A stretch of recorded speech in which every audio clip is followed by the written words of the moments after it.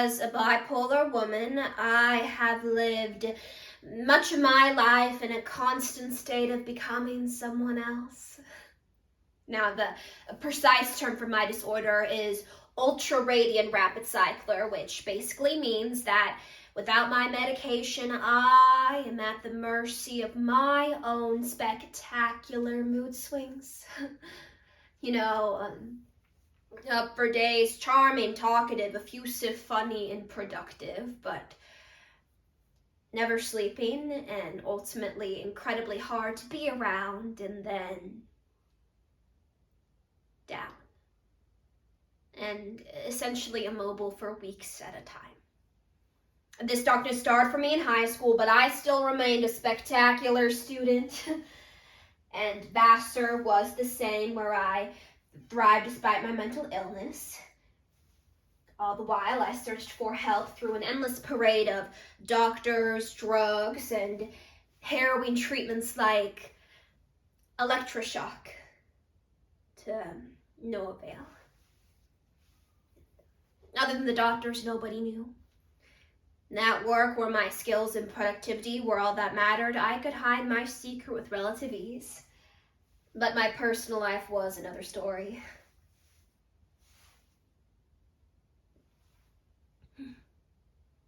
In love, there's no hiding. You have to let someone know who you are.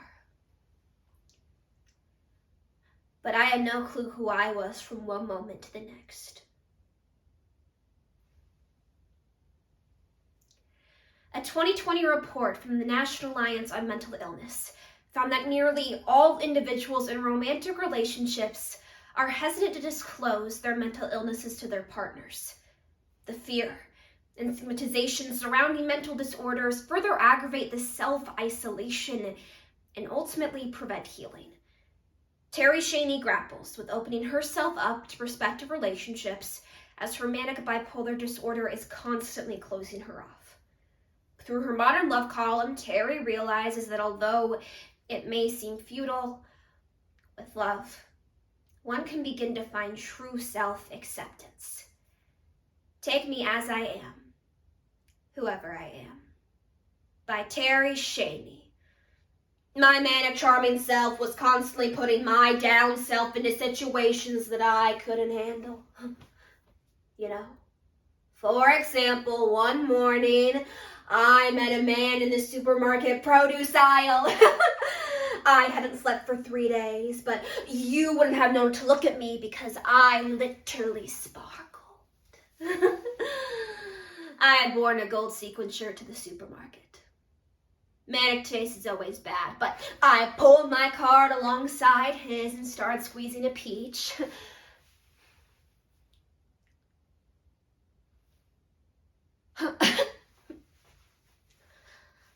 I like mine nice and firm, don't you? And he nodded and said, and no bruises. Now, I did buy any peaches, but I did leave with a dinner date that Saturday.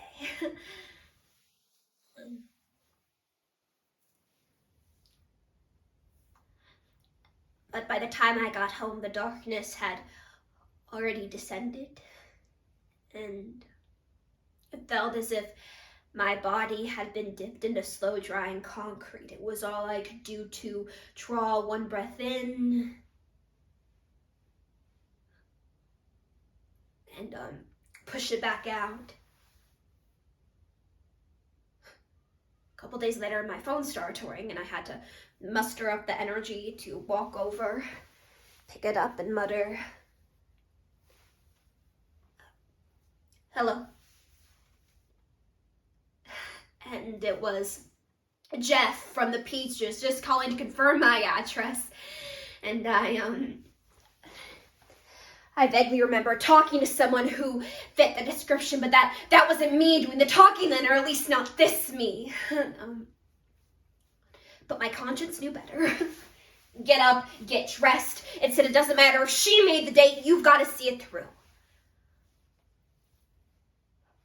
And when Jeff picked me up at my apartment, I was more dressed for a funeral than a date. I was swathed entirely in black and hadn't put on any makeup.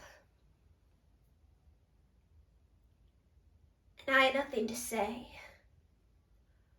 Not then or at dinner, so Jeff talked a lot at first, and then less and less, until finally during dessert he said, "You don't by chance have a twin, do you?"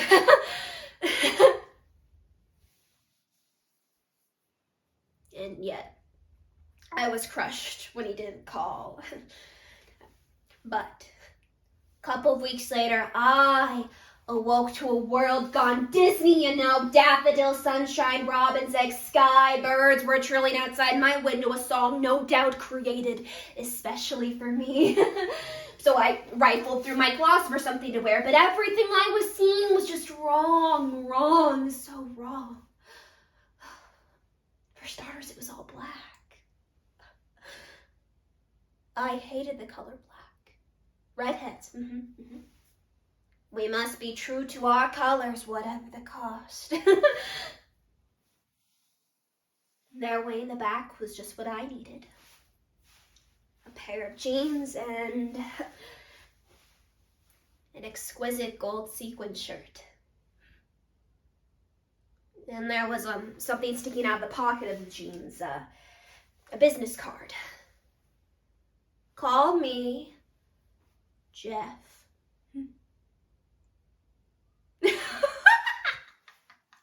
Jeff Peaches. Is 6:30 a.m. too early to call? No, it's fine.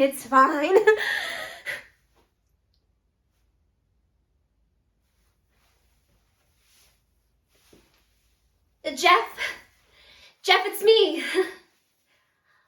Why haven't you called? He said I sounded different. And he asked me out for dinner that Friday, but no, I told him it had to be tonight or even this afternoon because I knew Cinderella only had so much time left at the ball. So I spent the entire afternoon ridding my apartment of all evidences of depression. I soaped and scoured and vacuumed using every attachment, even the ones that scared me. And I turned on myself the same fury, I creamed and plucked and blushed. And,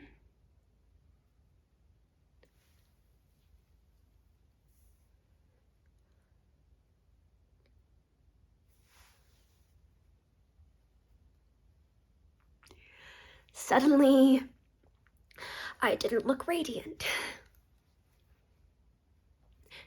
I'd met the enemy enough times to know it by sight. Please, not now. Okay, it was 7:57. I had 3 minutes to wrestle my brain chemistry into submission.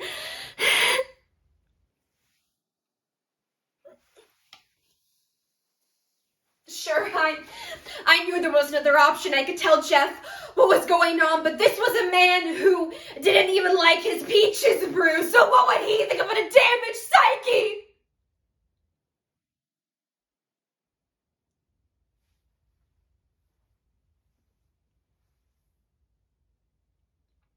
And as I sat in my bathroom, I was terrified. Not just of Jeff finding me there, but of me never once finding love.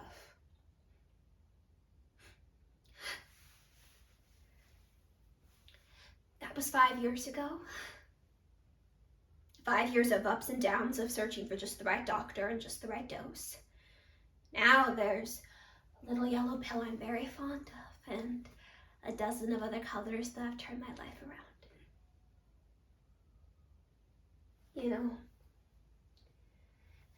Every so often the sun shines just a little too bright and I think for 1 second that I own the sky. But then I remember the price of the sky.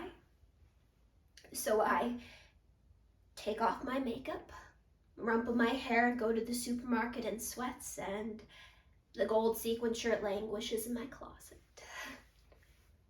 I'm thinking of giving it away, but not just yet.